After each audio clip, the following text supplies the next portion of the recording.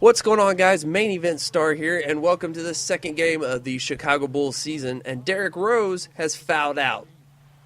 Not a good way to start the video off. Yeah, you don't want your best player fouling out in the fourth quarter in clutch time. 3 minutes left in the fourth quarter. Cleveland is leading 96-95. We're in Cleveland, Ohio for the second game.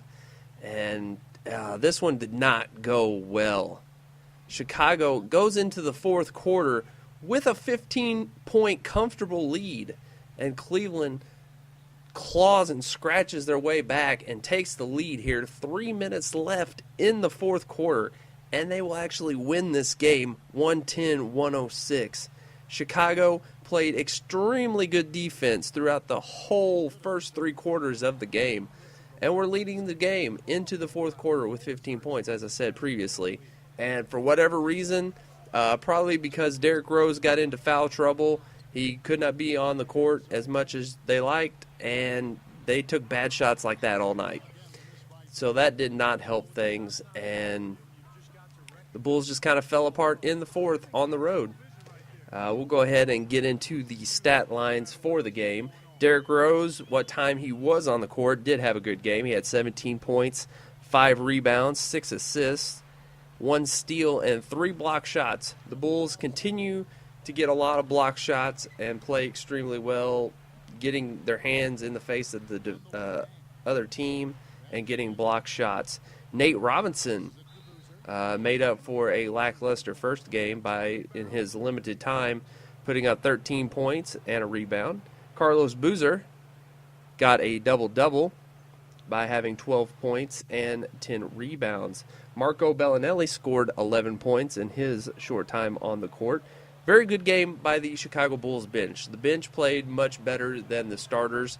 The bench did get a lot of playing time. I'm assuming that was because they were in the lead for the majority of the game.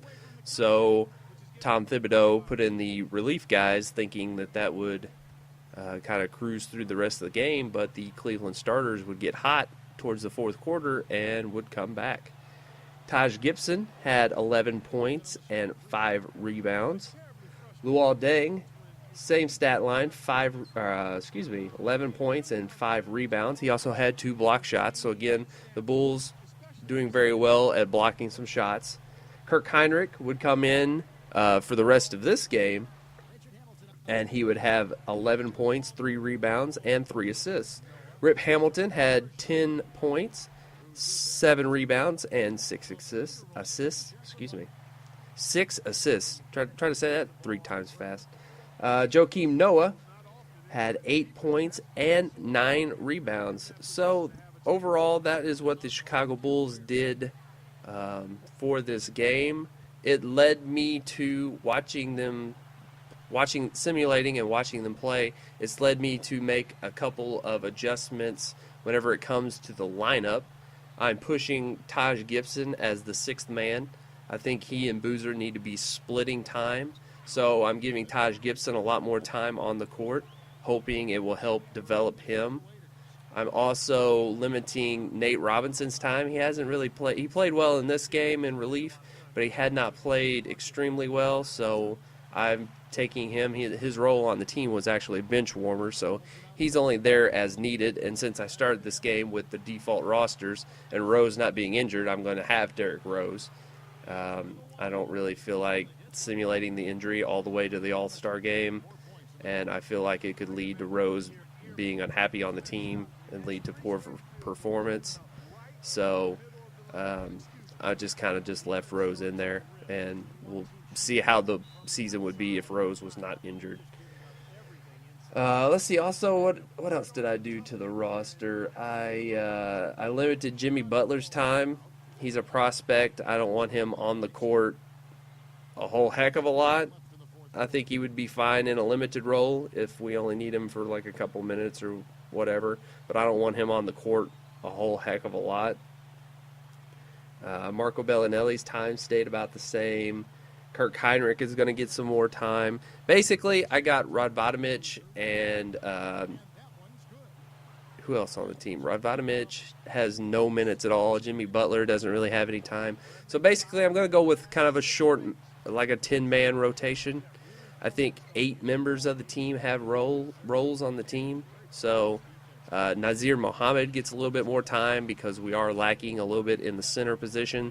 So just in case Joakim Noah is having a bad game or whatever, we have another center in there to play a little extra time. So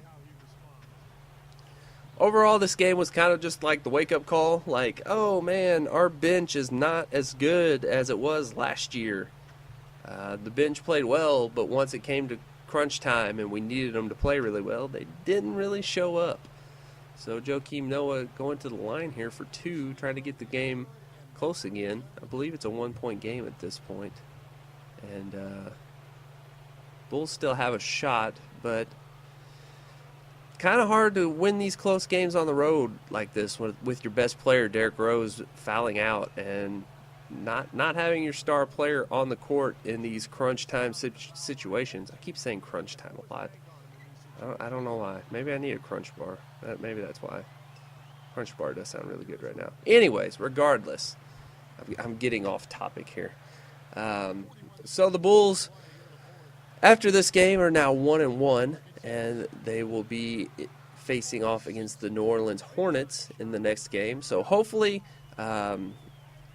we can figure out a way to stop the shooting guards. The shooting guards seem to be the key scorers for the other teams. We capitalize on their the center and the 5, the 4, and the 3 positions not really playing that well, but the guards have been a huge problem, along with taking bad shots like that. Come on, Kirk Heinrich. You can't make that shot. I've watched you for 5-6 years. You can't make that shot. But the guards have definitely taken over games against the Bulls.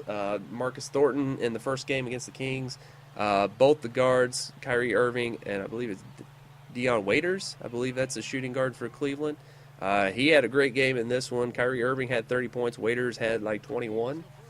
So not a good game for the Chicago Bulls guard. Hopefully we can clean that up because we have to take on Eric Gordon next time. So hopefully I can get the lineup all situated and hopefully get this defense figured out a little bit so we don't have another fourth quarter meltdown like we did on this one. Nice editing right there by me, don't you think? Oh, my goodness. And there was the last shot of the game. And Kirk Heinrich couldn't get it to go down, so the Chicago Bulls lose 110-106. 1-1 for the season. We'll see what happens whenever we take on the New Orleans Hornets. My name is Main Event Star. Hopefully you enjoyed this video. I did this commentary so quickly. So please leave a comment below, like this video, and subscribe to the channel. And see you guys later.